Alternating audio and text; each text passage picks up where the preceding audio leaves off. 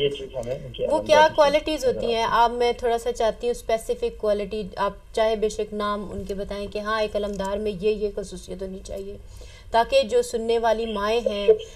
خواتین ہیں، وہ اپنے بچوں کو وہ چیزیں دینے کی کوشش کم سے کم کر سکیں، یا وہ نوجوان جو دیکھ رہے ہیں وہ جانتے ہو کہ کیا میرے اندر یہ خصوصیات ہیں یا نہیں ہیں۔ لیکن سب سے پہلے خود اپنے زمانے کی امامت اور ولایت کی شناخت، اور اپنے بچوں کو یہ سکھانا کہ بیٹا آپ کو اگر اپنے زمانے کے امام کی علمداری کرنی ہے تو یہ علمدار جو تاریخ میں گزرے ان کی شعور اور بصیرت بہت ہوتی تھی، یہ اپنے زمانے میں کبھی بھی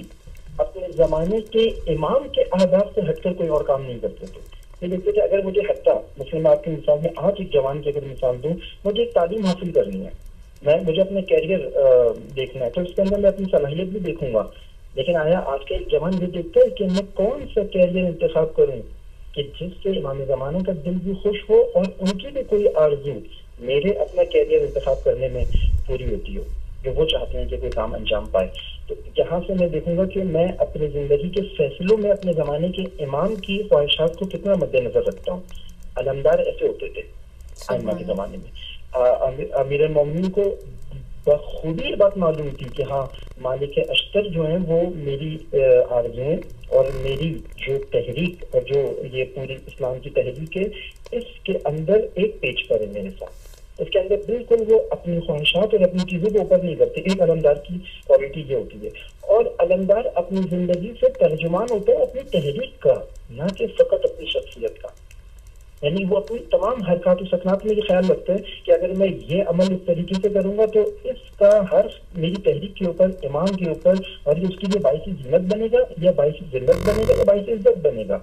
علمدار اپنی حرکات و سکنات کے اندر چونکہ ترجمان ہوتا ہے ایک تحریک کا،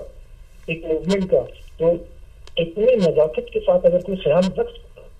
اس کو علمدار بنایا جا سکتا ہے۔ اس خاطر یہ صفت اس کے اندر ہونی چاہیے کہ شجاعت اور دلیری، یعنی جس قدر دلیری کے ساتھ آپ کی تحریک ہے اور جس قدر باور آپ کو ایمان اپنی تحریک پہ ہونا چاہیے، اس علمدار کا ایمان اتنا ہی اس ہدف کے ساتھ ہونا چاہیے کہ اگر خدا کہہ رہا ہے ان تنصر اللہ ینصرکم، اور اس تحریک کے اوپر امام تحریک کا ایمان ہے، اس علمدار کا ایمان بھی ایسے ہونا چاہیے کہ ہاں واقعا اگر امام نے یہ بات کی ہے اور ولی اور اس وقت کا امام مجھے اس راستے پہ لے کے جانا چاہتا ہے، یہی حق ہے، اور اس کے اوپر یقین کی حد تک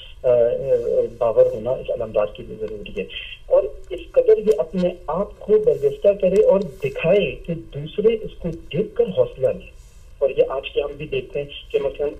آج کے جو لشکر اسلام کے اندر آج علمدار یہ دیکھ رہے ہیں کتنے لوگوں کو آیت اللہ سستانی کو دیکھ کے حوصلہ ملتا ہے کہ ہاں عراق کے اندر یہ کام ہو سکتا ہے، یا کتنے لوگ آج کی ان علمداروں کو جب دیکھتے ہیں تو ان شخصیات کو سیکٹر میں دیکھ کے آج رہبر معظم کو دیکھ کے حوصلہ ملتا ہے، کتنے لوگوں کو نہیں آج ہم آج کے ظالم کا مقابلہ کر سکتے ہیں۔ اور جب کوئی حزب اللہ کی طرف یا حسن نصر اللہ کی طرف دیکھتا ہے تو ایک جوان کو دیکھ کر حوصلہ ملتا ہے کہ نہیں یہ کام ہو سکتا ہے، ہم کر سکتے ہیں، ہم میں طاقت ہے۔ تو یہ علمدار اپنی اس علمداری سے حوصلہ دینے والا ہو، باقیوں کو جن کے اندر فی الحال ابھی یہ آمادگی نہیں ہے، یہ صلاحیت نہیں ہے، تو یہ ان کو مایوسی سے نکال کر اور ان کے اندر امید ایجاد کر سکتا ہو۔ اور حضرت ابوالفضل عباس کو دیکھ کر لشکر کے اندر جوش آتا تھا۔ حضرت ابوالفضل عباس اگر تلوار بھی میان سے نکالتے تھے وہ اس انداز سے نکالتے تھے کہ پورے لشکر کے اندر ایک آمادگی، ایک ان کا ولولہ، ان کا جوش بڑھتا تھا۔ سبحان اللہ، بہت خوب۔